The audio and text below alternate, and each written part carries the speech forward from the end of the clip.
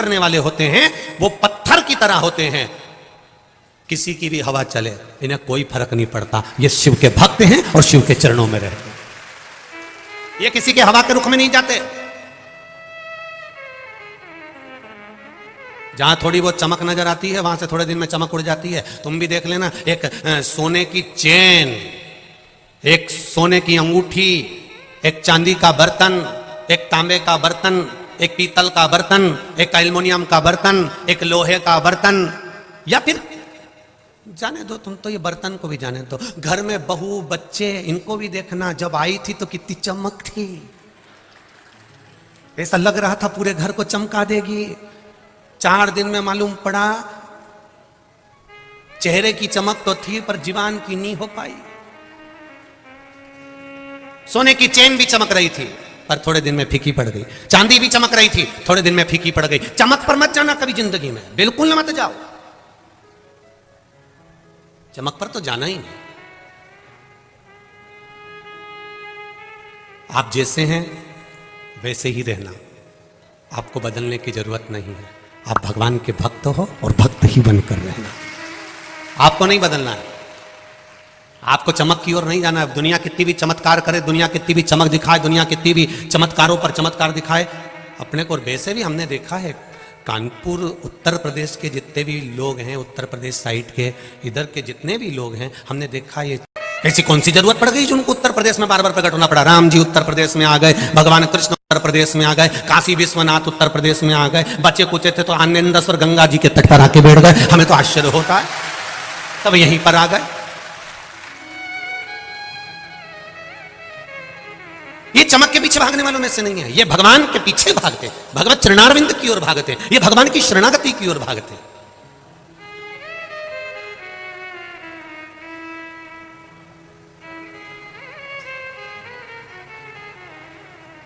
ये फालतू लोगों में उलझते भी नहीं है, इतने विद्वान हैं ये, इनके मुंह में अगर गुटखा और पान भरा हो ना तो ये जब तक पान गुटखा 50 रुपए का है, सामने वाले से बात जब करेंगे अगर वो 200 रुपए की बात है तो थूकेंगे, नहीं तो चबाते रहेंगे, थूकेंगे भी नहीं, बोलेंगे ही नहीं बीच में, और बोलेंगे भी तो मुंह में बता देगा, ये बोले ही नहीं है। कितना ही इनसे बोल लो साहब काका जी बढ़िया हो आनंद में, नहीं बोलेंगे। 50 रुपए से ऊपर की बात होगी तो बोलेंगे 50 का गुटखा है, नहीं बोलूंगा। जब तक तुम्हारी बात 200 के लेवल की नहीं आएगी तब तक नहीं थूकूंगा, नहीं तो यही फंसा रखा और आप नहीं बोले, वो बात 200 तक पहुंचना चाहिए, जब तक तो नहीं बोलेगा, जब तक खड़ा ही है, सुन रही है, बैठा है, पर नहीं बोलेगा तो नहीं बोलेगा। और जब बात इनकी चलते चलते 200 के पार कर गई तब फिर क्या बोल रहे थे, अब आया उत्तर प्रदेश, अब आया।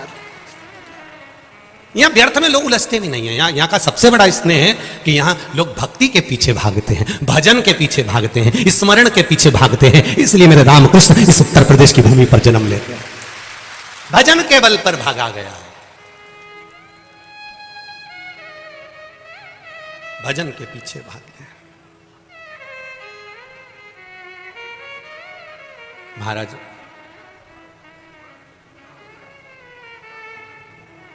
भगवान की जो भक्ति है, भगवान के भजन का जो बल है, उसको हमें बढ़ाना है। आप करो भगवान का भजन, आप करो मंत्र जाप, आप करो नाम जाप, कहीं नहीं जाना हमको भगवान शंकर की शरणागति के सिवाय। शिव जी को एक लोटा जल चढ़ाना है, शंकर भगवान का गुणगान करना है, शंकर भगवान की भक्ति में डूबना है, शिव स्मरण करना है, उसके सिवाय हमारे को कुछ भी नहीं आता। हम तो ज़्यादा कुछ जानते भी नहीं है, साधारण सी चीज़ है, हम तो बस केवल भगवान का भजन करना जानते हैं, इसके सिवाय कुछ भी नहीं, हमारे को नहीं भक्ति की ओर चलो। विस्मयता में, भ्रमता में दुनिया के लोग तुमको ले जाने का प्रयास करेंगे पर हमको नहीं जाना। आप वाणी मिठास की बोलिए, आप थोड़ा सा यश देने का प्रयास करिए। भगवान को चमक प्रिय नहीं है, भगवान कभी चमकता में नहीं जाना चाहता। भगवान कहता है कि मैं तो तुम्हारे हृदय में रहना चाहता हूं, दिल में। उसको चमक से कोई मतलब नहीं, कोई मतलब नहीं उसको चमक से। अगर मेरा भोलेनाथ, मेरा भगवान चमक देखता तो चमड़े का जूता बनाने वाले थे रविदास जी। बोलो री जी, सही है गलत है? चमड़े का जूता बनाते थे संत रविदास जी, और चमड़े का जूता बनाते थे। अगर मेरा भगवान चमक देखता या वर्ण देखता या कुछ और देखता या ज्ञान देखता, तुम्हारी विद्वत्ता देखता, तो भगवान फिर रविदास जी के कहने पर चमड़े धोने वाले बर्तन से गंगा जी का हाथ बाहर निकलकर नहीं आ जाता। चर्मकार होने के बाद भी उनकी भक्ति का बल प्रबल था, इसलिए भगवान चमक नहीं देखता, भगवान दिल देखता है। संत रविदास जी के लिए प्रकट हो गए, संत तुकाराम जी के लिए प्रकट हो गए, संत नामदेव जी के लिए प्रकट हो गए, कर्माबाई के लिए प्रकट हो गए, मुक्ताबाई के लिए प्रकट हो गए, मीराबाई के लिए प्रकट हो गए। उसने कभी चमक नहीं देखी, उसने तो केवल तुम्हारा दिल देखा है, हृदय देखा है, मन देखा है, चित्त देखा। उसको चमक से मतलब ही नहीं। चमक तो वो खुद बनाता है, चमक तो वो खुद बनाता है, चमक बनाने में तो वो अग्रण्य है। जब किसी का हाथ पकड़ लेता है ना, उसको चमका देता है, वो फिर भले खड्डे में पड़ा हुआ क्यों ना हो, उसको चमकाने में देरी नहीं लगती, वो खुद चमका देता है। कथा सुनी होगी आप लोगों ने भागवत जी में, भगवान कृष्ण पर मणि चोरी का इल्जाम लगा। बोलो सुनी कि नहीं सुनी रहे? किस किसने सुनी? जरा हाथ उठाओ। सबने सुनी? हाँ, धर्म धर्म। भगवान कृष्ण पर मणि चोरी का इल्जाम लगा। ये तुमने भागवत जी में घड़ा सुना, खूब सुना। अब आज भी सुन लो, जितने लोग हैं यहाँ पर, लगभग मेरे हिसाब से तो बाबा की कृपा से आज प्रशासन के लोग कह रहे थे कम से कम 5 लाख से ज्यादा पब्लिक यहाँ पर भरी हुई है। और वास्तवता है आप लोग इतनी संख्या में आए हो, इतनी संख्या में आए हो कि कॉलोनी में जगह नहीं बची रे दादा, इतनी संख्या में। ये शिव कृपा है, बाबा की कृपा। और जहां जगह मिली है वहीं बैठकर सुन लो। ये मत सोचो कि कहीं हमारे लिए कुछ अच्छी जगह मिल जाए, हम अच्छी जगह, तुम्हें जहां मिल रही है वहां चैन से प्रेम से सुनना। तुम यहाँ जगह देखने नहीं आए हो, यहाँ भोलेनाथ जी के दिल में, और भोलेनाथ जी तुम्हारे दिल में बैठने के लिए। आप हृदय से सुनो कर, जहां मिल जाए जगह वहां बैठो। भगवान पर चोरी का इल्जाम लगा, भगवान मणि ढूंढने के लिए गए। सत्राजीत ने चोरी का इल्जाम लगाया। जामवंत के साथ में युद्ध हुआ, मणि भगवान को मिली।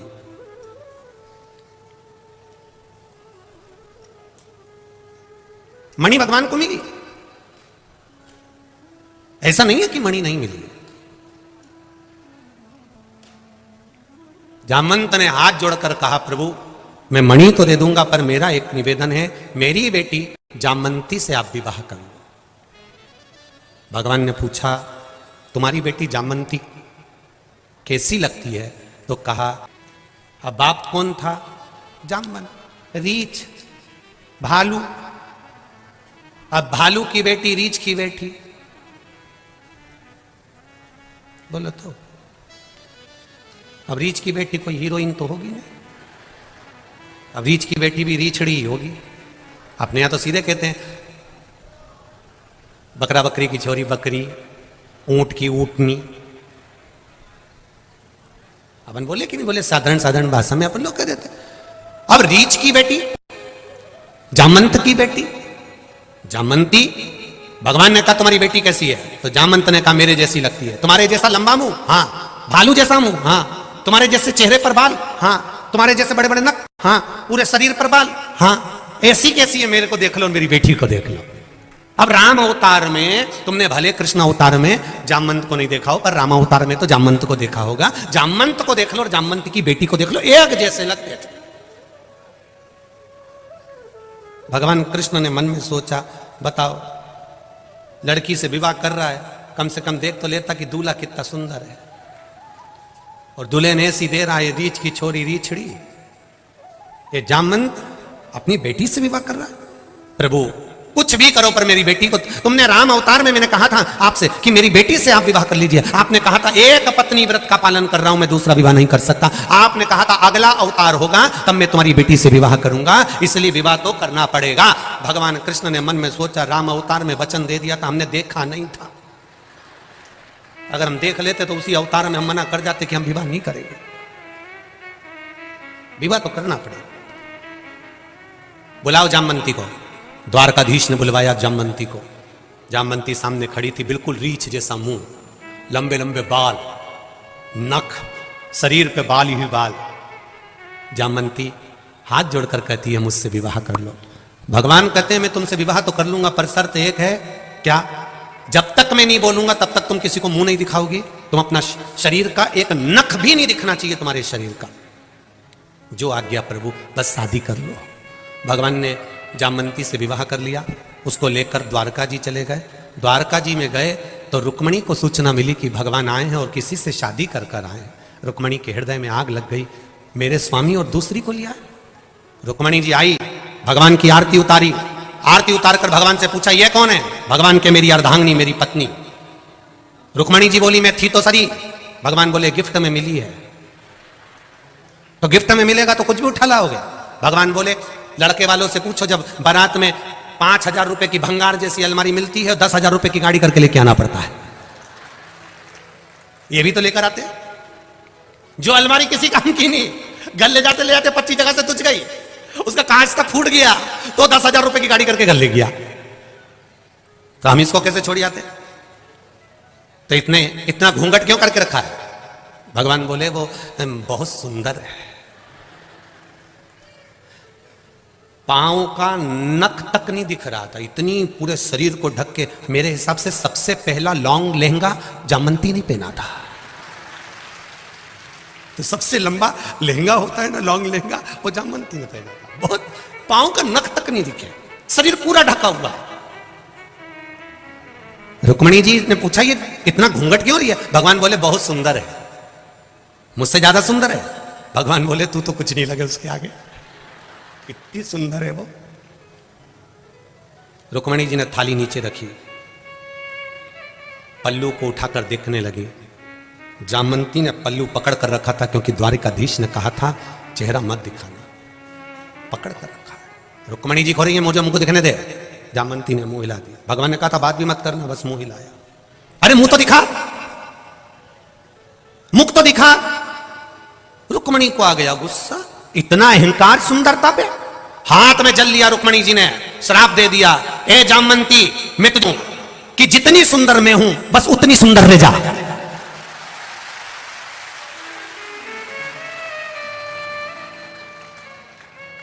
भगवान ने कोनी मार के कहा अब उठा दे, अब उठा के घूंघट। और जो रुक्मणी जी के सामने जामवंती ने अपना घूंघट उठाया, जामवंती रुक्मणी जैसी सुंदर हो गई। भगवान के चरण पकड़ लिए कि तू चमक से दूर रहता है पर कंकर को भी चमकदार बना देता है। तू है वो मेरा परमात्मा है, वो मेरा द्वारिकानाथ, मेरा भोलेनाथ, मेरा विश्वनाथ, मेरा गोवर्धननाथ, मेरा शिव, मेरा राम, मेरा कृष्ण है, जो कंकर को भी चमकाकर हीरा बना देता है। एक साधारण से घोड़े पर से उठाकर उसको भी कहीं ऊंचे सिंहासन पर बिठा देता है।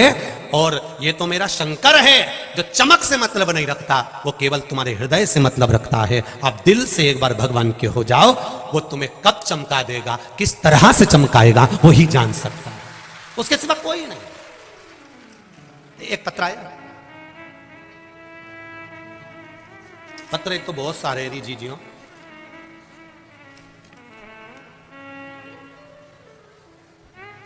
अल्पना पांडे, मोबाइल नंबर लिखा है आपने अल्पना जी। शिव जी की महिमा का क्या बखान करूं गुरुदेव। मैं अल्पना पांडे, श्री संजय पांडे, बर्रा 6 कानपुर की निवासी हूं। कहीं बैठी हूं अल्पना जी तो हाथ हिलाइएगा, आपके दोनों कहीं बैठी हूं तो हाथ हिलाइएगा। अल्पना जी पांडे कहीं बैठी हो, इधर है क्या कोने में? ठीक है, उधर के कैमरे से कैच कर लीजिएगा बाबू। अल्पना जी पांडे इधर है, ठीक है, दिख रही हैं क्या? आस्था वालों को दिख गई? आस्था वालों तुम भी अगली बार से 4-5 कैमरा लेके आया करो, बहुत सारे होगा, इनको कैच कैसे करोगे रे?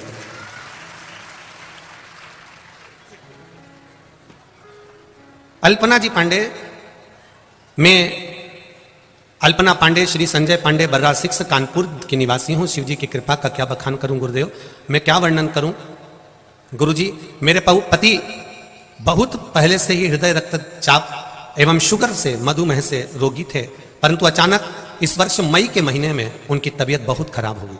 तो मैंने तुरंत डॉक्टर को दिखाया, तो उन्होंने किडनी की जांच करवाने के लिए बोला। जांच करवाने पर रिपोर्ट में किडनी में एक किडनी 100% तक खराब हो गई और दूसरी किडनी 70% खराब हो गई।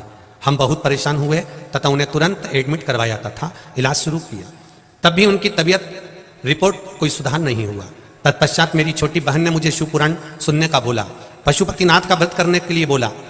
मेरी छोटी बहन सीहोर गई और वहां से कंकर लाकर दिया, क्योंकि आप कहते हैं कंकर शंकर है सीहोर का। कुबेरेश्वर बाबा का कंकर शंकर लेकर आई। उस कंकर को ही हम रुद्राक्ष मानकर उसको जल में गलाते और शिव जी को मानकर वो पानी शंकर जी का आनंद लेकर हम हमारे पति को थोड़ा सा दे देते हैं। गुरु जी उनकी बात मानकर आज भी रुद्राक्ष के जल को मैं पीते हैं वो, और उनके साथ मैंने एक लोटा जल बेलपत्री शिव जी को चढ़ाना प्रारंभ कर दिया। बाबा की कृपा से बेलपत्री भी ग्रहण कराती हूँ, शिव जी का जल भी उनको देती हूँ। श्री शिवाय नमस्तुभ्यम का जाप किया।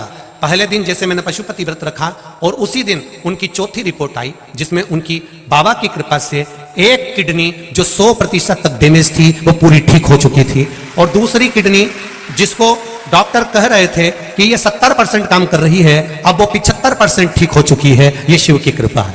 ये पत्थर बैठिए, अल्पना जी पंडित, शिव का गुणगान करिए, भगवान शिव का भजन करिए। आप उसकी भक्ति में जितना डूबेंगे वो आपको पकड़ लेगा, आपका हाथ पकड़कर तार देगा। दुनिया कितनी भी चमक दिखाए, चमक की ओर ना जाकर भगवान का पथ पकड़िए। और जिसने भगवान का पथ पकड़ लिया, जिसने भगवान की शरणागति पकड़ ली, जिसने भगवान के चरण पकड़ लिए, फिर उसको किसी के चरण पकड़ने की जरूरत नहीं पड़ी। एक का चरण अगर पकड़ा है तो फिर किसी की भी जरूरत हमें नहीं पड़ी। कोई कितना भी कह दे कि वहां चमत्कार हो रहा है, आप मत जाइए। आप पहले, सबसे पहले भगवान के मंदिर, अपने पास में जो शंकर का मंदिर है वहां जाइए। दुख आया है, एक बहू पूना में रहती है, मुंबई में रहती है, एक बहू दिल्ली में रहती है, और एक बहू तुम्हारे पास में रहती है। तुम्हारी तबीयत खराब होगी, पूना वाली, मुंबई वाली, दिल्ली वाली की पास में रहने वाली कौन सी पहले आएगी? बोलो बोलो, जम के बोलो। जो पास में रह रही है। दूर के ढोल सुहावने हैं। पूना मुंबई वाली तो 4 दिन के लिए तुम्हारे यहां आएगी, मम्मी जी कहेगी दिवाली पे, और अंगूठी लेके चली जाएगी। और सास को लगेगा मेरी बहू बहुत चाहती है मुझे। दूर के ढोल सुहावने, निवेदन है, दूर से आई है, केवल दिवाली पर 8-15 दिन पति भी सिखा के लाया है, तू चुप रहना, तेरे पांव पड़ू, हाथ जोड़ू। 15 दिन तो रहना है, टिकट कराएंगे, अपन चल देंगे, बस मम्मी के आगे पीछे रहना, पापा को जय जय श्री राधे कहते रहना, उनको चाय बना कर देते रहना, उनको आगे आगे काम करते रहना। बाहर से आई और उसने खूब सेवा करी, सास को लगा इसके बराबर कोई नहीं है। मेरा निवेदन है सासुओं से, 2 महीने के लिए चले जा पूना।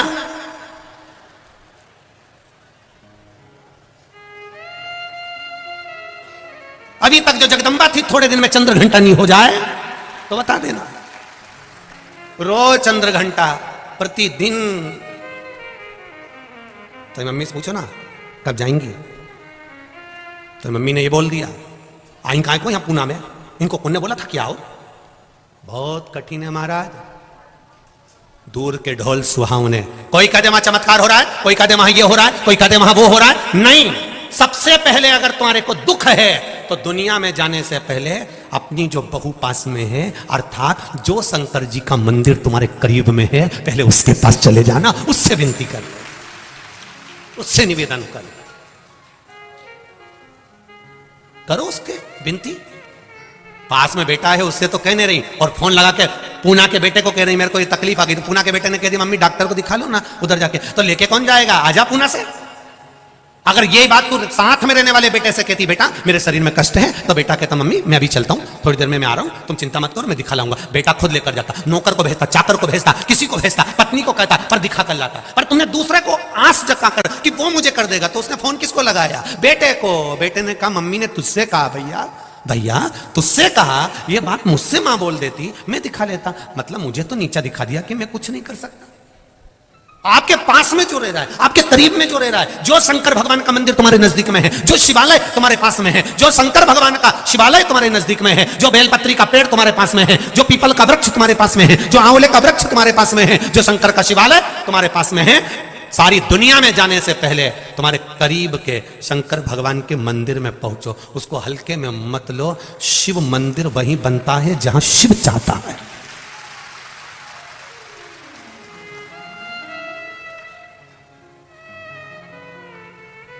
कानपुर में बैठा है आनंदेश्वर महादेव।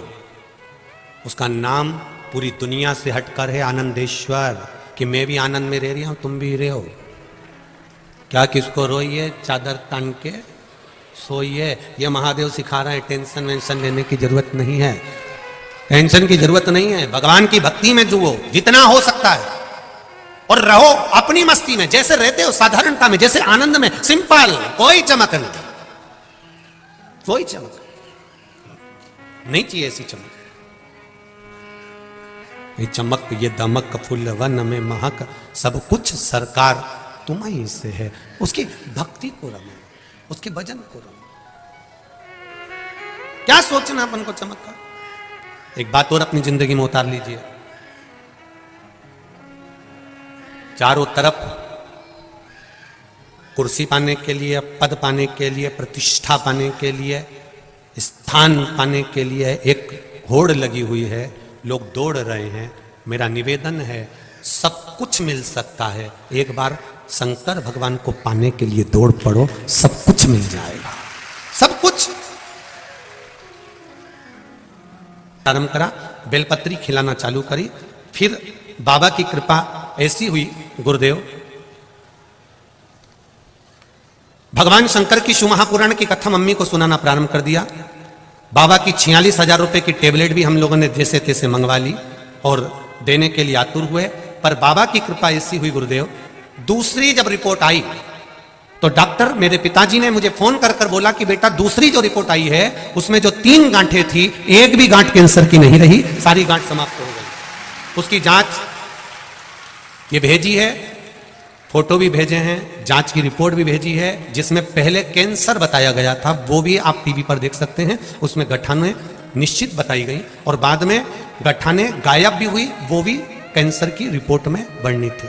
एक रिपोर्ट में कैंसर है और दूसरी वाली में कैंसर गायब। ये शिव है, आपका विश्वास, आपकी जागरूकता। एक पत्र और है बड़ा सुंदर,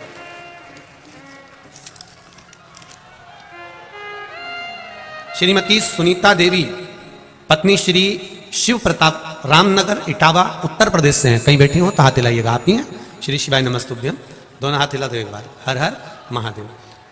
हे गुरुदेव, एक गरीब काम करने वाली लड़की हमारे पड़ोस में रहती है। 15 दिन पहले अचानक उसकी तबीयत खराब हो गई। डॉक्टरों ने अल्ट्रासाउंड कराया तो उसके लीवर में 42 mm का फोड़ा हो गया। वो घर गई तो उसने बताया कि जब हम उनसे बात करने गए तो उन्होंने बताया कि 42 mm का फोड़ा लीवर के पास में हो गया, ऑपरेशन करने को बोला है। 2-3 महिलाओं को ये बात हमने बताई, फिर सबने बाबा भोलेनाथ जी से विनती करी। शिव जी का जल चढ़ाया हुआ, हमने उसको पिलाया भी गुरुदेव। जल चढ़ाने के बाद पिलाना चालू करा, बेलपत्र भी दी, पर गुरुदेव आराम नहीं लगा। 5 दिन बाद फिर जांच कराई, 5 दिन बाद जांच कराई तो 42 mm का जो फोड़ा था वो 52 mm का हो गया। अब घटा की बड़ा, बड़ा है ना। 42 mm का फोड़ा 52 mm का हो गया। डॉक्टरों ने कहा इनका ऑपरेशन के लिए बाहर ले जाना होगा, नहीं तो इनको बहुत तकलीफ हो जाएगी, क्योंकि लीवर के पास में फोड़ा है। मैंने 2-3 महिलाओं से लेकर मोहल्ले से चंदा इकट्ठा करा, क्योंकि उनके पास कुछ नहीं था। 45,000 रुपए देकर शाम को ही उन्हें ग्वालियर भिजवा दिया गया। ग्वालियर भेजते समय हमने देवतीदेव महादेव से प्रार्थना करी, बाबा वो सियोर वाला महाराज चिल्ला के कहता है कि 3 महीने में सबका काम हो जाता है। हमने तो पानी पिलाया था, वो 42 का 52 हो गया। कुछ कृपा करिए ना बाबा। एक बेलपत्री शिव जी पे से उठाकर उसके साथ रखकर भेज दिया। बाबा की कृपा देखिए गुरुदेव। ग्वालियर जब भेजा तब अस्पताल में उनकी फिर जांच होना चालू हुई और एक जांच में 52 mm का फोड़ा निकला और दूसरी जांच फिर आई तो उसमें एक भी फोड़ा नजर नहीं आया और वो ठीक होकर अपने घर आ गई। गुरुदेव हम घबरा गए थे कि 42 mm का 52 mm हो गया, पर मेरे बाबा ने शायद यहां इलाज कराते तो वो ऑपरेशन ही कर देते, और बाबा ने 52 mm का कर कर ग्वालियर इसलिए भेजा था कि उसको ऐसे कैसे ही वापस भेजना था। ये शिव है, ये घड़ी है। बैठो बहन, श्री शिवाय नमस्तुभ्यम। वो सोचता है हर पल, हर घड़ी, हर क्षण तुम्हारे साथ है। अब एक बात सोचिएगा जरा, सियोर वाला महाराज इनके साथ में वहां नहीं था, पर जो पास में शिव जी का मंदिर था, जो पास में बहू थी, वो आई कि नहीं आई? वो सामने खड़ी हुई कि नहीं हुई? मेरा महादेव तुरंत तुम्हारे सामने आकर खड़ा हो गया। अकाल मृत्यु वो मरे जो काम करे, चंडाल का काल उसका क्या बिगाड़े, जो भक्त हो महा काल का, जो शिव की आराधना कर रहे। अगर वो 42 mm का ही आप अगर आए हो शिव महापुराण की कथा में, भगवान शंकर की पावन कथा को श्रवण करने के लिए पहुंचे हो, समझ लेना पाली टच कर कर जा रहे हो तो ये निश्चित है कि विजयता प्राप्त जरूर होगी। आप आए उसके द्वार पर, आप आए उसकी चौखट तक। और मेरा इंदौर वासियों से भी निवेदन है, दलाल बाग के पास में इंदौर में यह कथा 22 तारीख को कानपुर में विराम हो जाएगी, 24 तारीख को दोपहर में 2 बजे से 5 बजे तक इंदौर में प्रारंभ हो जाएगी। मौका मत छोड़ना, टच करने के लिए भगवान शिव की शिव महापुराण में जरूर पहुंचना। मेरा बाबा क्या देगा ये तो मेरा विश्वनाथ ही जान सकता, ये मेरा बाबा देवाधिदेव महादेव जान सकता। लोग मुरैना से आ रहे हैं, मध्य प्रदेश से, कोई झांसी से आ रहा है, कोई रायसेन से आ रहा है, कोई कलकत्ता से आ रहा है, यहाँ कोई कलकत्ता वाले भी बैठे हुए हैं, कोई कलकत्ता से, कुछ तो मेरे बाबा ने दिया होगा तब तो पहुंचे हैं। ये इतने पत्रों का ढेर लगा हुआ है, पत्रों का, ये विश्वास है, आप भरोसा, दृढ़ता, कुछ तो कृपा करिए। और इंदौर वालों को मौका मिला है 24 तारीख से 30 तारीख तक दयाल बाग में कथा श्रवण करने, चूके नहीं, दिल से आनंद से 2 बजे से 5 बजे तक कथा का रसतत्व ग्रहण करो। आस्था चैनल फेसबुक यूट्यूब पर भी आप लोग श्रवण करें। 12 ज्योतिर्लिंग शिव महापुराण की कथा होगी, यहां भक्ति शिव महापुराण की कथा चल रही है, शिव भक्ति।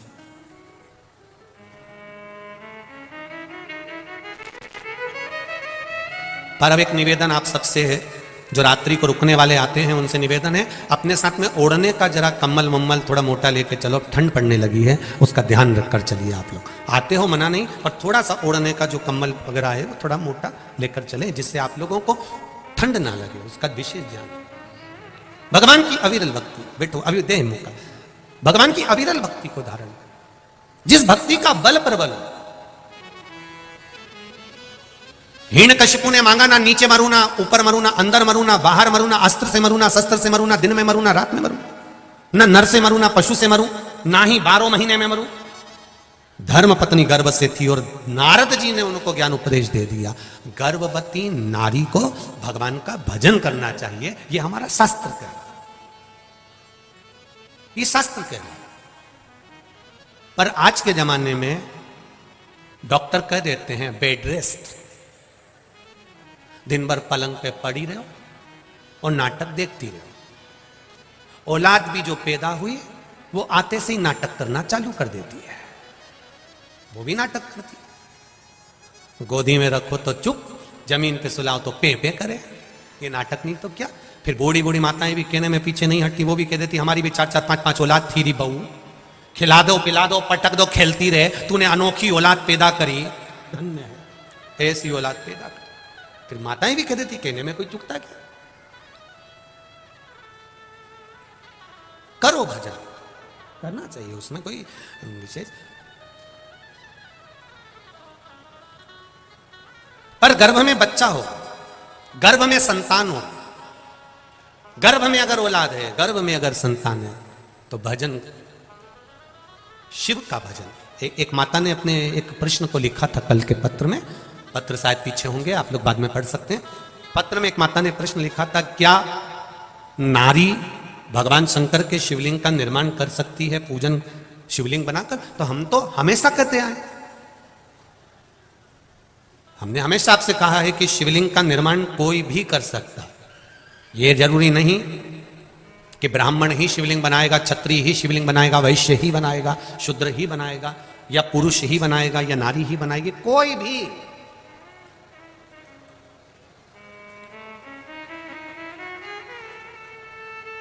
और नवयुवक बेटा बेटियों से निवेदन है, अगर आप एग्जाम के लिए तैयारी कर रहे हैं, पढ़ो, आप कंपटीशन एग्जाम की तैयारी कर रहे हैं, करो, उनसे निवेदन है, पेपर में अगर समय हो 2 महीना 4 महीना 6 महीना हो, कंपटीशन एग्जाम की पूरी तैयारी करो, पूरी तैयारी एकदम कर्म प्रधान।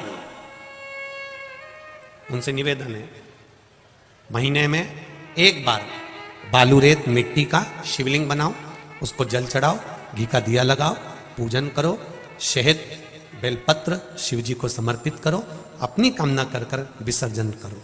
2-4 महीने जब तक एग्जाम नहीं आते, महीने में केवल एक दिन भी अगर आप मेरे देव अधिदेव महादेव को दे रहे हैं, उतने में ही मेरा बाबा कृपा कर देगा। ये निश्चित है। करो कंपटीशन एग्जाम की तैयारी। और जिन जिन ने नौकरी की तैयारी करी है, भले प्राइवेट की कर रहे हो चाहे सरकारी की कर रहे हो, मेरा बच्चों से, बेटों से, बेटियों से निवेदन है, खूब पढ़ो, दिल से खूब अच्छा नंबर लाओ, खूब मेहनत करो, पर साथ में शिव महापुराण को विश्वास मानकर भगवान शंकर का अनुमोदन कर कर, विनती कर कर, फिर कंपटीशन एग्जाम में या कहीं इंटरव्यू देने जा रहे हो, वहां भी शिव का श्री शिवाय नमस्तुभ्यम जप कर बाबा को दिल में बिठाकर एग्जाम दीजिए।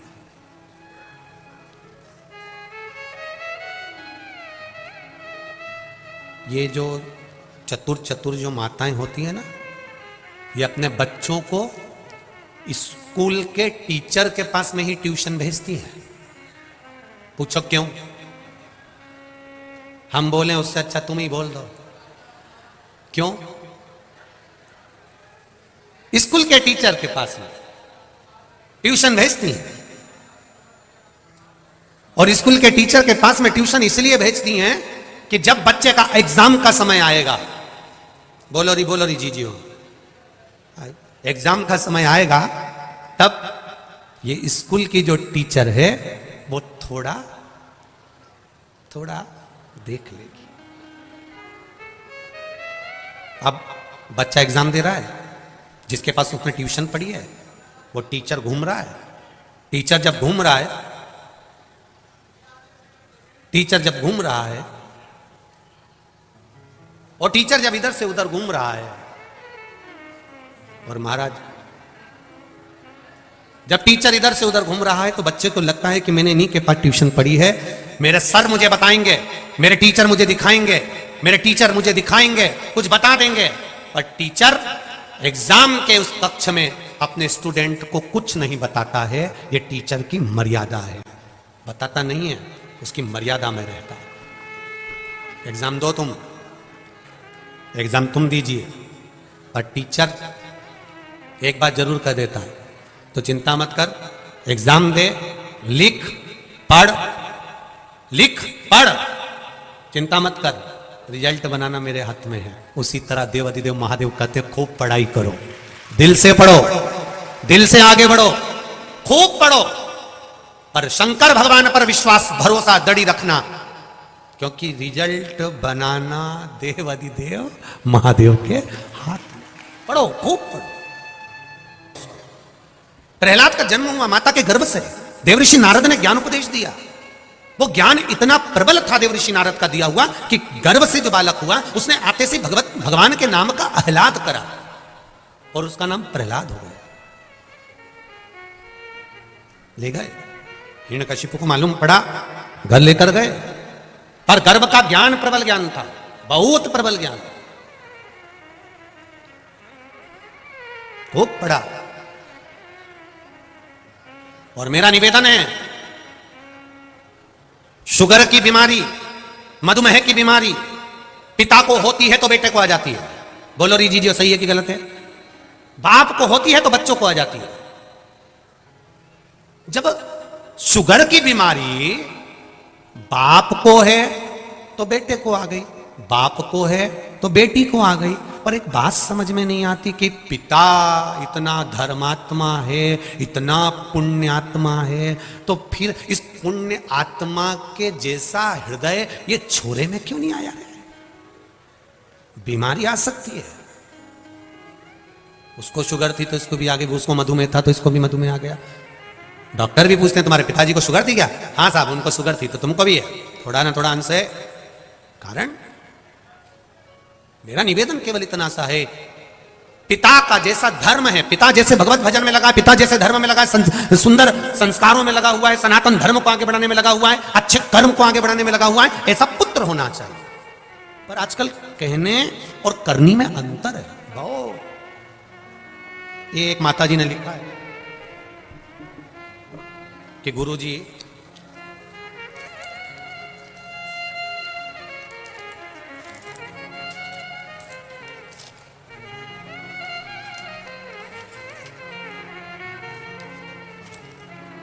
प्रीति त्रिपाठी निराला नगर कानपुर से हैं। इन्होंने लिखा है, सब पढ़ना जरा अच्छे से।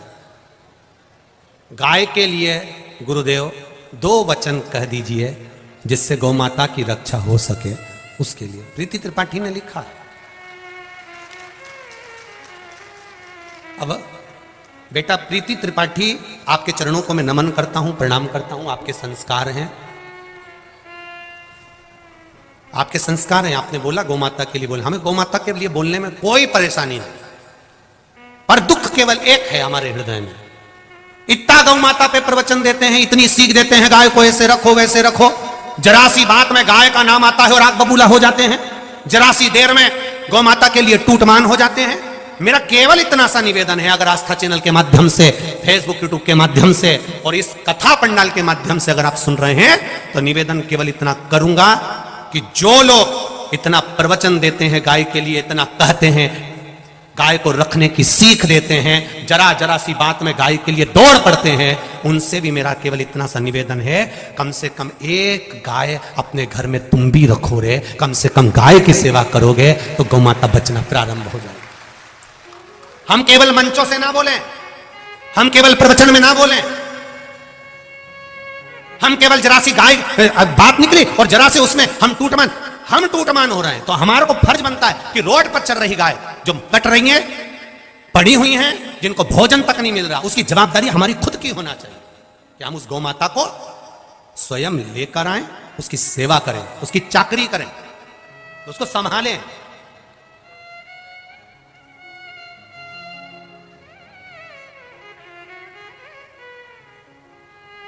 पहले 322 ब्रेसिंग मशीन वाले कत्ल खाने थे। कितने? जम के बोले जरा। 322। आज रिसर्च करिए, गूगल पे सर्च करिए, आप 4,500 से लेकर 5,000 कत्ल खाने ब्रेसिंग मशीन के हैं। ब्रेसिंग मशीन का कैसे? गाय का सफेद मांस की कीमत कम है और लाल मांस की कीमत विदेशों में ज्यादा है। तो क्या करते हैं मशीन वाले, गाय को कसाई के यहां से खरीद कर ले गए, कसाई घर में उसको रखा, रखने के बाद एक कुएं में, अंधे कुएं में उसको छोड़ दिया। 12 दिन तक गाय को बिना चारे के और बिना पानी के रखा जाता है। फिर उसका मुंह बांधकर पांव से उल्टा लटकाया जाता है। गाय के मुंह पर प्रेशर से पानी दिया जाता है, इतनी प्रेशर से कि गाय धक्का खाती है और उसके मुंह पे मारा जाता है। मुंह से उसकी श्वास उसके रक्त में जाती है और खून उसके रक्त में मिलना प्रारंभ हो जाता है। फिर गाय के गले पर धीरे से कट लगा दिया जाता है। बूंद बूंद कर कर टपकता रहता है खून, और गाय का खून गाय के मांस में मिलना प्रारंभ हो जाता है। तड़पती रहती है 9 दिन तक गाय मरने के लिए, तब वो मरती है और मरने के बाद उसका मांस निकालकर डब्बे में पैक कर कर विदेश में भेज दिया जाता है। जरा विचार करिए गौ माता की दशा कितनी खराब है। मेरा तो निवेदन केवल इस व्यासपीठ से इतना सा है, प्रत्येक गौ माता की सेवा जितने लोग दिल से कहते हैं कि हम गौ रक्षा करना चाहते हैं, हम गाय की रक्षा करना चाहते हैं, उनसे भी निवेदन, आपके घर में गाय बंदी होना चाहिए, आपके घर में गौ माता होना चाहिए। आप गौ माता की सेवा में लीन रहो। ज्यादा नहीं रख सकते, 1 रखो, 2 नहीं रख सकते तो 1 की सेवा करो। जितनी सेवा बन सकती है उतनी करो। बड़ी प्रसन्नता होती है पथमेड़ा गौशाला को जब हम देखते हैं, राजस्थान की पथमेड़ा वाले महाराज जी ने कितनी सुंदर व्यवस्था से संभाल रखा है उसको। बड़ी प्रसन्नता होती है, आनंदता होता है। करो सेवा। प्रहलाद जी महाराज का चरित्र कर रहा है, प्रहलाद जी महाराज का सुंदर भाव कर रहा है, भगवान की विरल भक्ति कर रही है। हिरण्यकशिपु ने प्रहलाद को जगह जगह मरवाने का विचार करा पर नहीं मर पाया, क्योंकि उसको मेरे महादेव ने, मेरे भगवान ने उसको रख रखा था। कई लोग कहते हैं किसी ने हमारा बुरा कर दिया, किसी ने हमारी दुकान बांध दी, किसी ने हमारे ऊपर टोना कर दिया, किसी ने हमारे ऊपर टोटका कर दिया, किसी ने हमारे ऊपर ये कर दिया, हमारा व्यापार नहीं चल रहा, हमारा ये नहीं चल रहा, हमारे ऊपर ऐसा कर दिया कि हम बीमार हो गए। किसी की सामर्थ्यता नहीं कि कोई तुम पे टोना कर दे।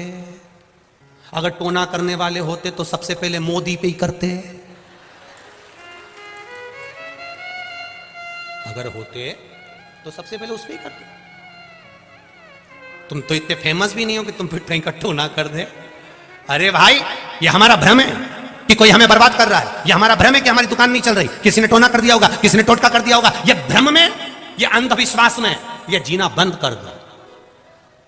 ये अंधविश्वास में जीना बंद कर दो कि किसी ने टोना कर दिया होगा, किसी ने टोटका कर दिया होगा, किसी ने ये कर दिया होगा। ये अंधविश्वास है जिस पर तुम जी रहे हो। कोई किसी पर कुछ नहीं कर सकता। करने वाले होते तो अंबानी को छोड़ देते, मोदी को छोड़ देते, जो ऊंचे ऊंचे पद पर हैं। सबसे पहले दूसरे लोग इन्हीं को पकड़ते और टोना करवा के निपटा देते। पर किसकी सामर्थ्य था? अंधविश्वास में जितना फंसोगे उतने फंसते चले जाओगे, अंधविश्वास में जितना डूबोगे उतने डूबते चले जाओगे। किसी की सामर्थ्यता नहीं कोई तुम्हारा बुरा कर दे। बस एक संबंध बनाकर रखो, वो शमशान वाले से। जब शमशान वाला तुम्हारे घर में होगा शिवलिंग के रूप में, तो किसी की सामर्थ्यता नहीं कि कोई कुछ कर दे।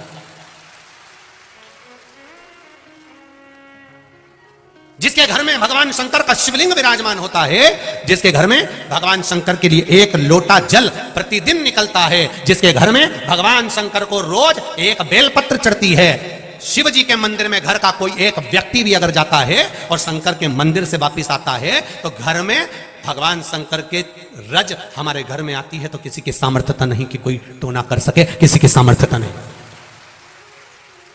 अंधविश्वास में जीना बंद करो, अंधविश्वास मत रखिए कि कोई कुछ कर देगा। भजन करो, भजन का बल बढ़ाइए। कुछ नहीं, भजन। प्रहलाद को खोलते हुए तेल में डाल दिया, कुछ नहीं हुआ। अग्नि में पटक दिया, कुछ नहीं। पहाड़ से नीचे फेंक दिया, कुछ नहीं। अंत में कहा भगवान है। खंबे में से भगवान प्रकट हो गया, प्रहलाद को बचा लिया, हिरण्यकशिपु को मार दिया। अब यहां तक की कथा तो भागवत में थी, पर शिव जी का एक रूप शिव महापुराण में यहां पर प्रकट हो रहा है, जिसको श्रंभेश्वर महादेव कहा गया है। कौन से महादेव? जम के बोलो जरा। श्रंभेश्वर महादेव। अब एक रूप प्रकट हुआ।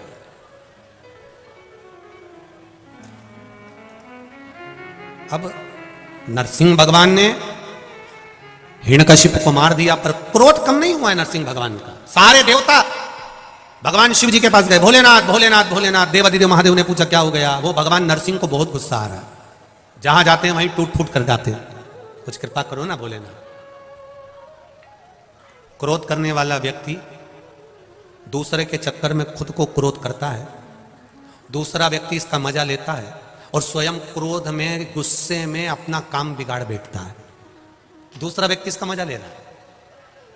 क्यों करना क्रोध? क्या करोगे क्रोध कर कर?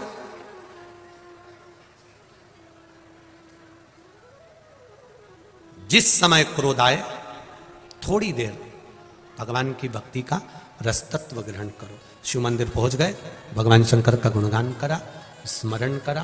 कभी कभी हम हमेशा कहते रहे हैं, आज फिर कह रहे हैं, कभी मौका मिल जाए, घर में अगर ज्यादा क्रोध हो रहा हो, चिड़चिड़ प्रवृत्ति हो रही हो, क्लेश ज्यादा हो रहा हो, तो एक बेलपत्र लो। इस बेलपत्र को शंकर भगवान के शिवलिंग पर चढ़ा दो। 5 जगह पर जल चढ़ाना प्रारंभ कर दो। जैसे ये शिवलिंग है, ये जलाधारी है, जलाधारी के बीच में अशोक सुंदरी है, राइट में गणेश, लेफ्ट में कार्तिकेय हैं। जहां पर शिवलिंग रखा हुआ है वो पार्वती जी का स्थान है। ये शिवलिंग ऊपर से जो बूंद बूंद पानी जलाधारी से टपक रहा है, वो शंकर भगवान की 5 लड़कियां हैं, जया, विषहरा, शामरीवारी, दौतली, देव। 5 जगह पर जल चढ़ाना प्रारंभ कर दो। अगर ज्यादा घर में क्लेश हो रहा है, गुस्सा आ रहा है, सब चिड़चिड़ कर रहे हैं, एक बेलपत्री चढ़ाओ, जल भर कर ले गए शिव जी के मंदिर। पहले अशोक सुंदरी पर चढ़ाइए, फिर गणेश जी पर चढ़ाइए, कार्तिकेय पर चढ़ाइए, इसके बाद में जलाधारी पर चढ़ाइए, फिर जल शिव जी पर चढ़ा दो अपने मन का भाव रखकर। 5 मिनट बैठ गए, शिव मंदिर में शंकर भगवान के शिवलिंग का स्पर्श करा। स्पर्श कर कर वही हाथ को लेकर अपने घर पर आ गए। दिल्ली में प्रवेश करते हुए कहीं हाथ लगा भी दिया, क्योंकि ये तो बल है मेरे शिव का, आप अंदर प्रवेश कर जाओ। ज्यादा से ज्यादा 8 से 9 मिनट लगता है। घर में कितना भी क्लेश चल रहा होता है, अपने आप 9 मिनट 10 मिनट के अंदर शांत हो जाता है। क्रोध की शांति भी मेरा शिव है, उसका भजन।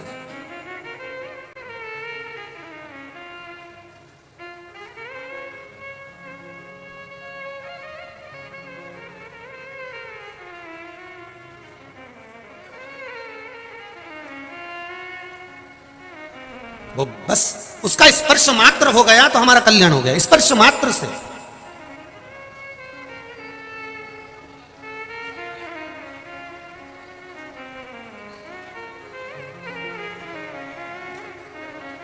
वो कहे महाराज आनंद से रह रहे हैं, पर नरसिंह भगवान का क्रोध शांत नहीं। तब देवताओं ने भगवान शिव जी से विनती करी, निवेदन करा, भोलेनाथ कृपा करो। ये नरसिंह भगवान तो गुस्से पर गुस्सा करे जा रहे हैं, क्रोध पर क्रोध करे जा रहे हैं, और इन्होंने बहुत उपद्रव मचा कर रखा। सारे देवता घबरा रहे हैं। आप करुणा करिए, आप कृपा करिए। भगवान शिव जी ने कहा कि नरसिंह भगवान को उठाकर मैं बद्रिकाश्रम की अलखनंदा नदी में छोड़ देता हूं, पर बात इतनी है कि उसमें आप सबका सहयोग चाहिए। एक बात बहुत अच्छी से याद रखिएगा, कभी यह मत सोचना कि अकेले रहोगे तो खुश रहोगे, परिवार के साथ में रहोगे तो ज्यादा खुश रहोगे, क्योंकि परिवार की एकता में जो आनंद है वो दुनिया में कहीं आनंद नहीं। संगठित रहिए, संगठन में रहिए। जो संगठित रहता है उसको कोई तोड़ नहीं सकता। एक अकेली लकड़ी को कोई भी तोड़ देगा, पर 10-12 लकड़ी एक साथ में होगी तो तोड़ने में दम चाहिए। संगठन में रहने में, संगठित रहने में जो आनंद है वो कहीं नहीं है। हम एक बात हमेशा कथा में कहते रहते हैं, आज फिर कह रहे हैं, हफ्ते में एक दिन ऐसा नियम बनाओ कि अपने परिवार के साथ में बैठकर, माता पिता कुटुंब कबीला जो भी अपने घर में, जो एक घर में जितने लोग रह रहे हैं, चाहे वो बच्चे हों, आप हों, पत्नी हो, बेटा बेटी जो भी हो, आपके घर में जितने भी लोग अपने घर में रह रहे हैं, उन सबके साथ एक साथ बैठकर भोजन करो। हम ये नहीं करें कि एक ही थाली में भोजन करो, सब अपनी थाली लगाओ, पर एक साथ बैठो और एक साथ भोजन करो, जिससे अपने मन के भाव केंद्रित। संगठित रहिए, संगठन में रहिए। पिता आ रहा है 10 बजे रात को, बेटा आ रहा है 11 बजे रात को, मां भोजन कर रही है 8 बजे, बेटी आ रही है 5 बजे। ऐसा भोजन का क्रम नहीं होना चाहिए। संगठित रहकर भोजन करें। ज्यादा दिन नहीं, हम ये कह नहीं रहे कि आपसे कि रोज करो, हफ्ते में एक बार। उससे क्या होगा कि बच्चे को कुछ कहना होगा तो उसको लगेगा पापा आज अच्छे मूड में है, तो अपन कह दें। मेरी मम्मी अच्छे मूड में है तो मम्मी से मैं कह दूं। अपने बेटा बेटियों से भी निवेदन है और माता और पिताओं से भी निवेदन है, अपने बच्चों से फ्रेंड जैसा रहिए, दोस्त जैसा, जिससे वो अपने दिल की बात आपको सारी बता दें और आप पहले से सचेत हो जाएं कि हमारे साथ ये घटना ना घट जाए। अपने बच्चों के साथ में रहकर अपने बच्चों से थोड़ा सा एक दोस्त जैसा माहौल रखकर उससे पूछो, उसको समझो, उसको जानो। बच्चा कहीं कोई गलत बात छुपा तो नहीं रहा है, 1 महीना 2 महीना 6 महीना 4 महीना उसके मन में कुछ चल रहा और वो छुपा छुपा कर चल रहा है, बाद में मालूम पड़ता है तो फिर रोना आता है। क्या करेंगे अब हम, कैसे बचाएंगे गुरुजी, अब हम क्या कर सकते हैं गुरुजी? तो गुरुजी कुछ नहीं करेगा, करना तुमको पड़ेगा। थोड़ा संगठन में रहिए, थोड़ा संगठित। भगवान शिव ने कह दिया 33 कोटि देवी देवता मेरा साथ दे दें, मैं नरसिंह भगवान के गुस्से को शांत कर दूंगा। ये 33 कोटि देवी देवता मेरा साथ दे। तो देवताओं ने पूछा हमें क्या करना पड़ेगा? शंकर भगवान ने कहा मैं शरंब पक्षी का रूप धारण करूंगा, तुम मुझ में बल देना, सब मेरे पंखों से लपट जाना, मैं बल पाकर नरसिंह भगवान को अपनी चोंच से या पंजे से उठा लूंगा और उठाकर अलखनंदा नदी में गंगा के जल में डाल दूंगा। जब नरसिंह भगवान को गंगा के जल में अलखनंदा नदी में डालूंगा तब उनका क्रोध अपने आप शांत हो जाएगा। देवताओं ने कहा हम तैयार हैं। देवता बोले हमें तैयारी है, आप करो तैयारी। शिव जी ने एक रूप रखा सरंब पक्षी का, नरसिंह भगवान को उठाया, पंजे में उठाकर ले गए, बद्रिकाश्रम की अलखनंदा नदी में उनको पटक दिया। पटके भगवान का क्रोध एकदम शांत हो गया, एकदम शांत। शंकर भगवान ने कहा नरसिंह भगवान से, प्रभु वैकुंठ नहीं जाओगे? नरसिंह भगवान बोले, मेरे को अलकनंदा नदी में रहने दो। नरसिंह शिला के रूप में नरसिंह भगवान आज भी अलकनंदा नदी में रहते हैं, जहां पर ताप कुंड है, जहां पर पानी गर्म का कुंड है बद्रीनाथ में। उसके नीचे की ओर आप देखेंगे कि बड़ी सी शिला नजर आएगी, बड़ी सी शिला नजर आएगी। उस बड़ी सी शिला को देखेंगे और किसी पंडित जी से पूछेंगे कि ये कौन सी शिला है, तो लोग कहेंगे कि ये नरसिंह शिला, ये नरसिंह भगवान के द्वारा प्रकट हुआ। शिव जी का नाम शरंभेश्वर महादेव हो गया। शरंभेश्वर महादेव क्रोध को संयम रखने के लिए। शरंभेश्वर महादेव, जो व्यक्ति पथभ्रष्ट हो जाए, जैसे मदिरा के नशे में पड़ गया, कहीं जुए में पड़ गया, कहीं मांसाहार में पड़ गया, कहीं व्यसन में पड़ गया, कहीं गलत काम में अगर कोई जा रहा है, तो शरंभेश्वर महादेव के नाम से काली तिल भगवान शिव को समर्पित करी जाती है। महाराज काली तिल को वापस उठाकर ले आते हैं। उसी काली तिल को जो मदिरा का नशा करने वाला होता है या जो गलत व्यसन में डूबा हुआ होता है, उसको वो सुबह के समय अगर नहीं खाता तो भोजन के साथ उसको दिया जाए। शरंभेश्वर महादेव।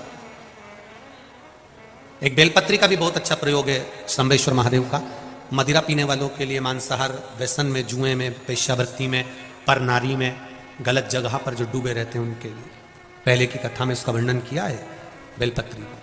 शरंभेश्वर महादेव। एक बार सब बोलेंगे, कौन से महादेव?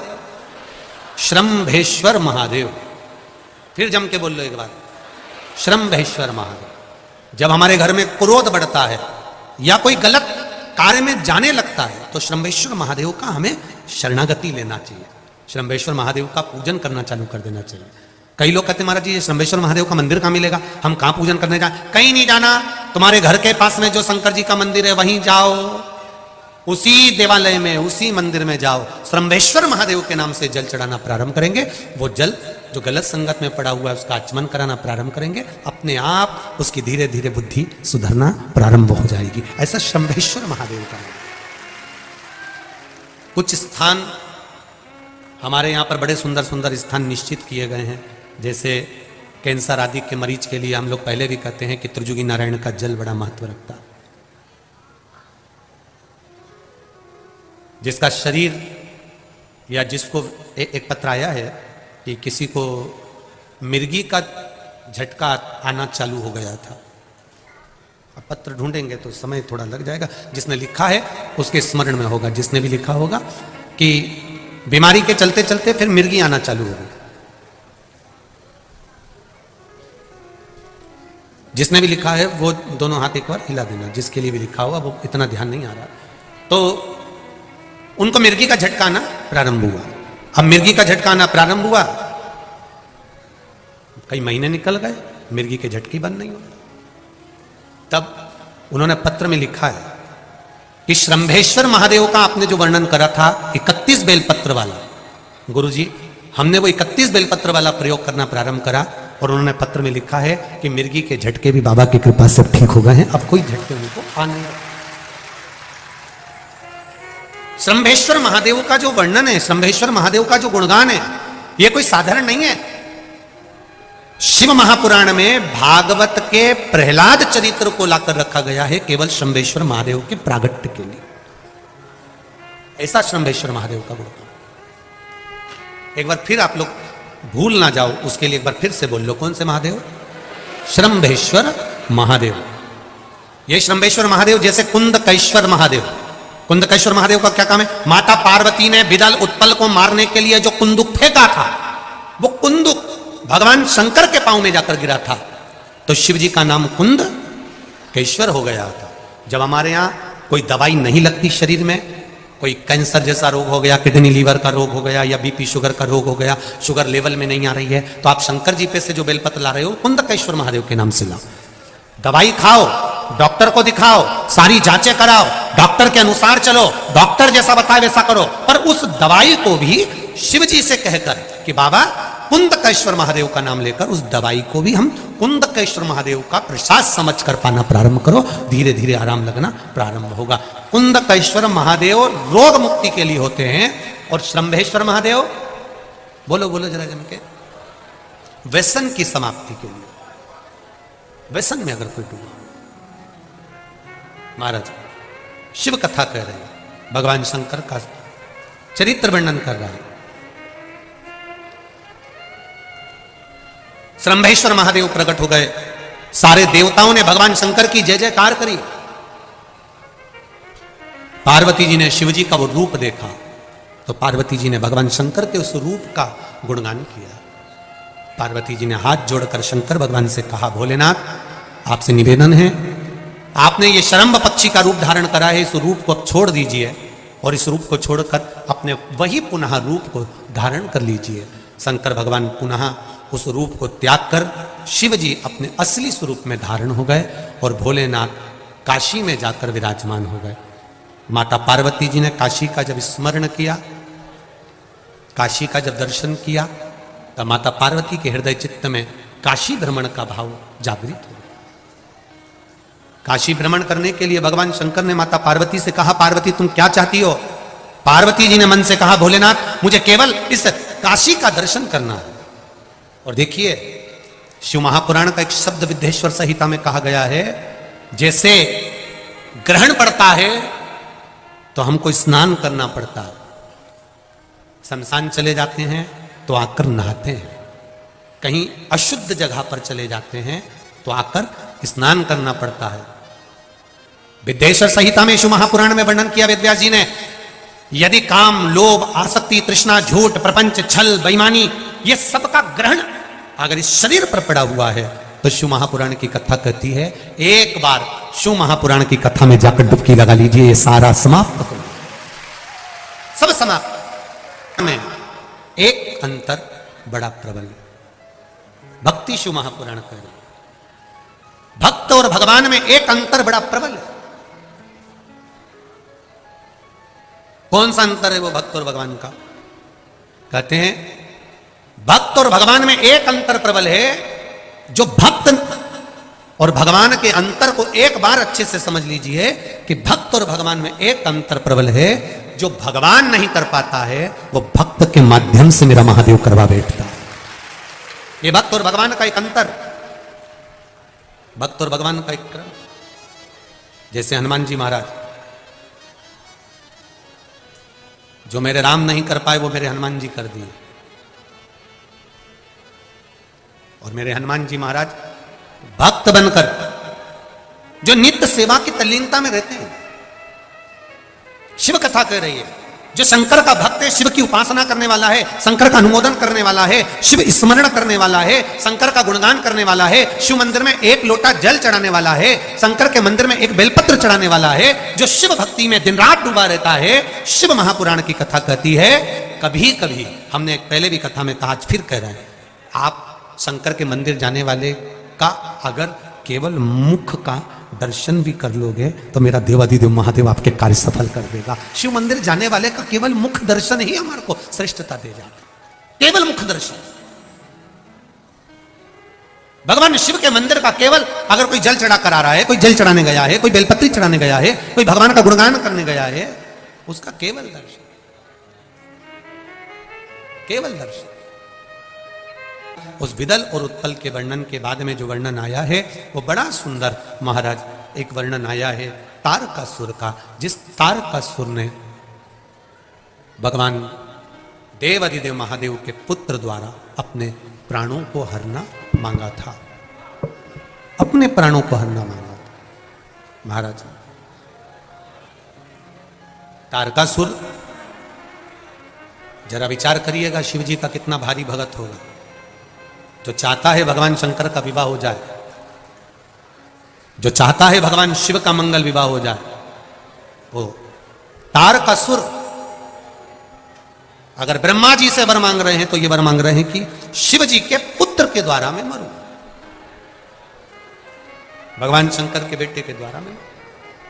आप देखिए, जैसा तारकासुर ने भला चाहा घर की जो बुजुर्ग माताएं होती हैं, घर की जो माँ होती है, घर का जो पिता होता है, वो भी हमेशा अच्छा ही चाहता है।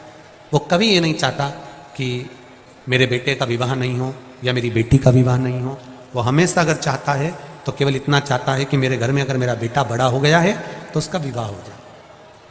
उसको मालूम है, उसको ज्ञात है कि विवाह करूंगी, बहू आएगी, हो सकता है मैच कर पाए ना कर पाए, हमारे साथ श्रेष्ठ रह पाए ना रह पाए, पर एक निवेदन आप सबसे करना चाहूंगा, ना कभी बहू बुरी होती है ना कभी सास बुरी होती है, केवल एक समय की अवधि होती है जो व्यक्ति को बुरा बना देती है। इसलिए उस समय को थोड़ा सा टालते रहो। समय, अगर समय टलता गया तो चल गया। ये कई लोग कहते हैं ना, बहुत अकड़ में लोग आते हैं और खूब अकड़ में कहते हैं मेरे साथ में 5000 लोगों की टीम है गुरुजी, 5000 लोगों की टीम है मेरे साथ में, 5000। अच्छा, कई लोग कथा लेने आते हैं तो बातें तो बहुत बड़ी बड़ी करते हैं, पर जाके मालूम पड़ता है कि कथा की व्यवस्था क्या कर पाए, ये समय पर मालूम पड़ता है। मेरे साथ में 5000 लोगों की टीम है। कई बड़े बड़े लोग आते हैं, मेरे पास में 10,000 लोगों की टीम है, मेरे पास में 3000 लोगों की टीम है। हम उनसे एक ही बात कहना चाहेंगे, तुम्हारे साथ कोई नहीं है। तुम्हारे साथ जो टीम है तुम कहते हो, ये तुम्हारे साथ नहीं है, तुम्हारे समय के साथ है। तुम्हारी अभी सत्ता चल रही है इसलिए तुम्हारे साथ में 10,000 है। तुम्हारी सत्ता गई, एक को इकट्ठा करके बता दो। तुम्हारा वैभव गया, 5 को इकट्ठा करके बता दो। कोई तुम्हारे साथ नहीं रहता। अकेला मनुष्य आया है, अकेला जाएगा। शिव जी की कथा कहती है जब तक उसके शरीर में श्वास है, 21,600 श्वास जब तक उसके शरीर में चलती है, मेरे महादेव कहते हैं उसके साथ कोई नहीं रहता, केवल एक महादेव रहता है, उसके सिवाय कोई नहीं। शिव रूपी श्वास तुम्हारे साथ है इसलिए वो शरीर कहलाया। शिव रूपी श्वास चली गई तो वो शव कहलाया। श्वास है तो शिव है, श्वास गई तो शव है, केवल शव, उसके सिवाय कुछ नहीं। तारकासुर ने मांगा, बाबा दया करिए, ब्रह्मदेव मुझे वर दीजिए कि भगवान शंकर के पुत्र द्वारा मेरे प्राण छूटे। कोई माता पिता गलत नहीं मांगते। तारकासुर ने भी मांगा तो शिव जी का घर बस जाए, शिव जी का विवाह हो जाए। ब्रह्मा जी ने तथास्तु कहा। षडानंद कार्तिकेय जी का जन्म हुआ और कार्तिकेय बाबा ने आकर तारकासुर का संहार करा। इस पास में जाकर बैठो और उससे निवेदन करो। चढ़ाते हो आप लोग एक लोटा जल? कौन कौन चढ़ाता है? जरा हाथ उठा। सभी लोग चढ़ाते हैं। रखो रखो रखो, बहुत बढ़िया, चढ़ाना चाहिए। अपने बच्चों की भी आदत डालो, बेटा बेटी की भी आदत डालो। जो नवयुवक लड़के लड़कियां बेटा बेटी के लिए जा रहे हैं, शिक्षा के लिए तैयार कर रहे हैं, कंपटीशन एग्जाम की तैयारी कर रहे हैं, खूब मेहनत करो। और मेरा उन नवयुवक बेटा बेटी से कहना है, शंकर जी के मंदिर में जाने में संकोच मत करो। एक लोटा पानी अपने घर से लेकर जाओ, मंदिर का पानी नहीं, घर से पानी लेकर जाओ और शिव जी को चढ़ाओ। क्योंकि तुम एग्जाम देने जाओगे तो घर से जाओगे, कोचिंग से जाओगे तो अपने घर की दहली से एक लोटा पानी रोज जाना चाहिए शिव जी को चढ़ाने के। जैसे आज इन बच्चों के पत्र आए हैं, 7 दिन की कथा में ढेरों लोगों की नौकरियों के पत्र आए, अर्थात उनके भीतर विश्वास जगा, तभी तो शिव ने हाथ पकड़ा है। आप भी विश्वास रखो, आप जाओ शिव जी के मंदिर में। और मौका मिले कभी एक बार शिव महापुराण की कथा सुनने का, तो किसी पंडाल में बैठकर या आस्था चैनल के सामने या फेसबुक यूट्यूब पर, जितने बेटा बेटी मोबाइल चलाते हैं उनसे भी निवेदन है, आप सुनो। दिन में नहीं सुन सकते, आप व्यस्त रहते हो, कभी ऐसा समय निकाल लो कि हमको यूट्यूब पर भी कथा सुनना है तो 15-20 मिनट में कथा सुन लूं। एक शिव पुराण मुझे पूरी सुनना है। मेरा विश्वास कहता है कि बाबा मेरा हाथ पकड़ेगा और मुझे कहीं ना कहीं अच्छी जगह रखेगा, ये निश्चित है। सुनो शिव पुराण, इधर उधर चक्कर में मत पड़ना। कभी भी कहीं इधर ढोंग ढकोसले के चक्कर में ना पड़ते हुए शंकर की शरणागति ग्रहण करो, शिव के हो। तुम चेले किसी के भी हो, उससे मतलब नहीं होता कि हम इनके शिष्य हैं तो हम मंदिर नहीं जा सकते। शिव मंदिर जाना, शंकर के द्वार, रामचरितमानस की रचना करी तो पहले तुलसी बाबा ने राम जी के कथा में शंकर भगवान का चरित्र का वर्णन करा। भगवान कृष्ण की भागवत की रचना करी वेद व्यास जी ने तो पहले शिव जी की रचना करी, शंकर भगवान की कथा की रचना करी। विष्णु पुराण, कूर्म पुराण, नारद पुराण, जितनी पुराण उठाना है एक एक पुराण को उठाकर देख लीजिए, सारी पुराण में सबसे पहले शंकर भगवान का चरित्र है। क्यों? क्योंकि जिस पुराण में शिव नहीं होगा वो पुराण का आनंद नहीं हो सकता, इसलिए शिव को पहले विराजमान करो। आप करो शंकर भगवान की आराधना। और मेरा माताओं से भी निवेदन है, कोई बड़ी बीमारी आ गई है शरीर में, कोई कैंसर जैसा रोग, किडनी, लीवर, कुछ भी तकलीफ है, शिव की आराधना करो, छोड़ना मत ही शंकर भगवान की आराधना। और किसी भी शिवालय को हल्के में मत लेना कि मेरे पड़ोस का शिवालय तो अब भी स्थापना हुई, नहीं, कोई शिवालय हल्का नहीं। शंकर का मंदिर नहीं होता, शंकर का शिवालय होता है। मंदिर में भगवान स्थापित होते हैं, शिवालय में भगवान स्थापित नहीं होते। रोज जिस शिवालय में शंकर जी रहते हैं, शिवालय से प्रतिदिन शंकर भगवान अपने भक्तों के दुख को जानने के लिए प्रतिदिन निकलते हैं, उसको शिवालय कहा। भगवान विष्णु वैकुंठ छोड़ते हैं समय पर, ब्रह्मा जी ब्रह्मलोक छोड़ते हैं समय पर, इंद्र लोक छोड़ते हैं समय पर। मेरा देव अधिदेव महादेव माता पार्वती को रोज नंदी पर बिठाकर प्रतिदिन प्रदोष काल में शाम के समय पर प्रतिदिन घूमने निकलता है, लोगों के दुख काटने निकलता है प्रतिदिन। एक दिन भी नहीं जाता जिस दिन मेरा महादेव नहीं निकलता, प्रतिदिन। आप उठाओ एक एक वेद पुराण शास्त्र उठाकर देख लीजिए, उसमें लिखा है प्रदोष काल में शंकर भगवान निकलते हैं पार्वती जी के साथ में, प्रतिदिन जाते, रोज का।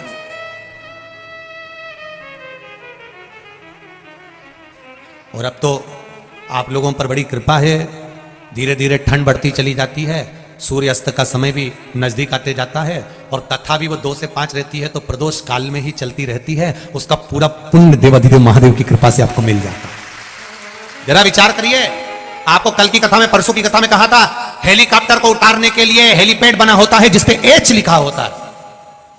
शंकर भगवान नंदी पर चढ़कर जाते हैं पार्वती जी के साथ में। जहां शिव महापुराण की कथा हो रही है वो हेलीपैड समझ के उतर जाते हैं नीचे, शिव उतरते हैं। यहां मेरे भक्त हैं, यहां मेरा भक्त विराजमान शिव। भगवान की अविरल भक्ति में जो बल है। और एक बात और कहना चाहेंगे, सीहोर में अभी रुद्राक्ष उत्सव नहीं है, अर्थात रुद्राक्ष वितरण नहीं हो रहा।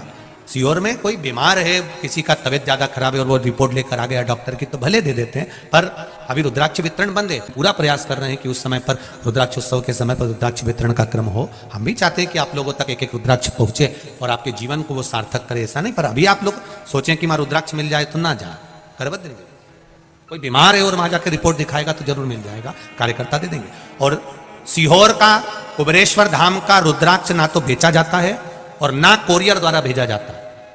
अगर कोई अपनी जेब में से निकाल के रुद्राक्ष दे दे और कि ये सीहोर का है और कुबेरेश्वर धाम का है, तो हम इस पर विश्वास नहीं कर सकते, क्योंकि कुबेरेश्वर धाम का जो रुद्राक्ष है वो कार्यालय से आपको प्राप्त होता है और निःशुल्क मिलता है, उसका कोई कीमत नहीं होता, उसका कोई धन नहीं दिया, सब फ्री। भोजन भी वहां फ्री है, रहना भी फ्री और वो भी फ्री, सब निःशुल्क। केवल आप भक्ति करो शिव की, मूल चीज वो है। सबसे मूल है भगवान शंकर के मंदिर जाना चालू करो, एक लोटा जल चढ़ाना चालू करो, सारी समस्या का हल। एक लोटा जल।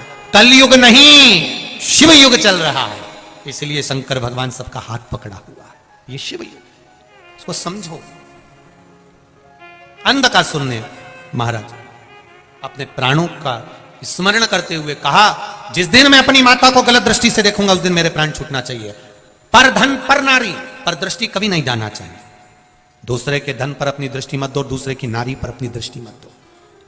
बर्बादी का सिरा है ये। लंकाधिपति रावण ने पर नारी पर दृष्टि दे दी थी, इसलिए पूरा बर्बाद हो गया। पर नारी, दूसरे की स्त्री पर, दूसरे की नारी पर कभी दृष्टि। रावण ने जो गलती करी है वो गलती आप ना करें। सावधान रहें उससे कि दूसरे का अगर धन हमारे यहां आ गया, बेकार धन हमारे यहां आ गया तो हमको बर्बाद कर देगा, और नारी पर भी अगर दृष्टि गलत चली गई तो वो बर्बाद कर देगी। वो बर्बादी का सिरा। महाराज अंधकासुर ने वर मांगा, जिस दिन मैं अपनी माता को गलत दृष्टि से देखूं उस दिन मेरे प्राण छूटे। उसको नहीं मालूम था कि मैं माता की गोद में खेला हूं, पार्वती जी मेरी मां है। उसने अपने दूतों से कहा मुझे विवाह करना है, कोई अच्छी लड़की ढूंढो, अच्छी कन्या ढूंढो, अच्छी नारी ढूंढो। किसी ने कह दिया सबसे सुंदर तो हिमालय राज की बेटी है जिसका नाम पार्वती है, बहुत सुंदर है वो। अब इसको यह नहीं मालूम कि मां तो सुंदर होती ही है।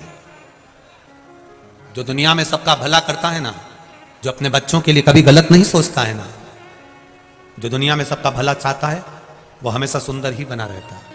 उसकी सुंदरता को कभी कमी नहीं आ सकती।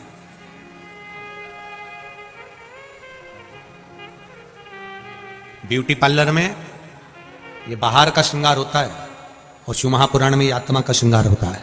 यहां आत्मा शुद्ध होती है। यहां की सुंदरता आत्मा की सुंदरता होना चाहिए। अंधकासुर ने कहा मैं विवाह किससे करूं, तो कहा हिमालय राज की कन्या बड़ी सुंदर, पर उसका विवाह हो गया है भगवान शंकर के साथ। शिव जी के साथ विवाह हो गया, हाँ, तो क्या हुआ, मैं उसको अपना बनाना चाहता हूं। जाकर पहले देखूंगा कि सुंदर कितनी है।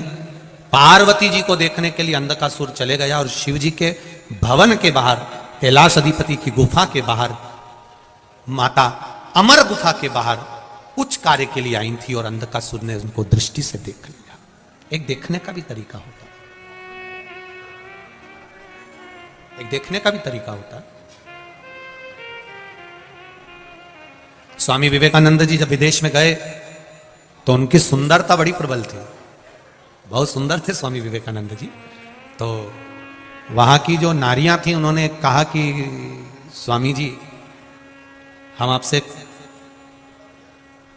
कोई संबंध रखना चाहते हैं, कोई संबंध बनाना चाहते हैं। स्वामी विवेकानंद जी ने कहा मैं भी आपसे संबंध बनाना चाहता हूं, मना नहीं है।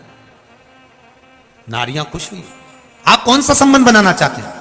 स्वामी विवेकानंद कहते हैं आप मेरी मां और मैं आपका बेटा बनना चाहता हूं। आप मेरी मां बन जाओ और मैं आपका पुत्र बन जाऊं। संसार में इससे बड़ा सुंदर कोई संबंध नहीं है। माता और पुत्र से सुंदर कोई संबंध हो भी नहीं सकता। माता पुत्र के संबंध के बराबर कोई संबंध नहीं। पार्वती जी को जब गलत दृष्टि से देखा है, हाथ पकड़ने के लिए अंधकासुर आगे आया, मैं तुम्हें अपना बनाना चाहता हूं। पार्वती जी की आंख में जल भर गया, माता पार्वती जी के नैनों में जल भरा गया। आज मेरा पुत्र मुझे गलत दृष्टि से देख रहा। शिव जी को क्रोध आ गया, काल भैरव को प्रकट कर दिया। काल भैरव से कहा जाओ अंधकासुर का वध करो। काल भैरव ने जाकर अंधकासुर का वध कर दिया। अंधकासुर ने पूछा कि अगर मैं आपका पुत्र था, अगर मैं आपका बेटा था, तो फिर मेरा प्राण क्यों ले रहे हो? माता पार्वती जी ने कहा जो बेटा किसी पर स्त्री पर भी अगर अपनी दृष्टि देता है तो ऐसा बेटा ना हो तो अच्छा। उस बेटे का क्या करेंगे? ऐसा बेटा किस काम का? बड़ा सोचनीय प्रसंग है ये महाराज, बहुत सोचने वाला प्रसंग है। अंधकासुर और माता पार्वती का ये प्रसंग बहुत सोचने वाला, सीख देने वाला प्रसंग है। अपने बच्चों को समझाइए, अपने बच्चों पर धन और पर नारी से दूरी बनाकर रखना। आज के समय में छोटी छोटी बेटियों के साथ में भी जो गलत कृत्य हो रहे हैं उसको कोई दूसरा नहीं रोक सकता, आपका संस्कार रोक सकता। आप अपने बच्चों को ये संस्कार दीजिए कि हमारे बच्चे कोई गलत मार्ग पे ना चले जाएं, गलत जगह पर ना चले जाएं।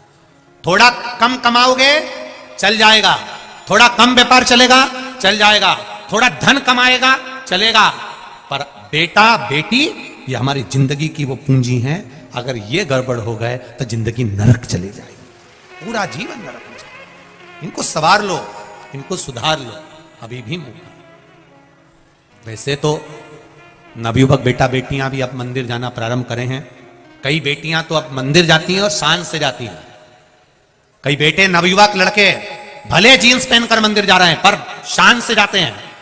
जो बेटा बेटी नवयुवक बेटा बेटी मंदिर जाते हैं उनको देखकर गौरव उत्पन्न होता है। ये लगता है कि हमारा सनातन धर्म अब जाग चुका है, अब आनंदित हो चुका है, अब इनको शर्म नहीं है मंदिर जाने में। उठाया लोटा और चल दिए शिव मंदिर में। अंधकासुर गया, प्राण छूट गए, मरते मरते कह रहा मैंने गलती क्या करी, तूने माता को गलत दृष्टि से देख लिया, ऐसे पुत्र को रखकर क्या करूंगी जो किसी नारी को गलत दृष्टि से देखे। ऐसा पुत्र मेरे गोद में खेले, नहीं चाहिए ऐसा पुत्र। माता पार्वती ने मना कर दिया, नहीं हो ऐसा पुत्र, मार दो इसको। काल भैरव ने समाप्त कर दिया अंधकासुर। अंधकासुर समाप्त हुए। समय आया, देवादित्य महादेव से माता पार्वती जी ने विनय करा कि प्रभु कृपा करिए, गणेश जी और कार्तिकेय जी के मंगल विवाह का स्मरण करिए। किसका विवाह हो जानकर भगवान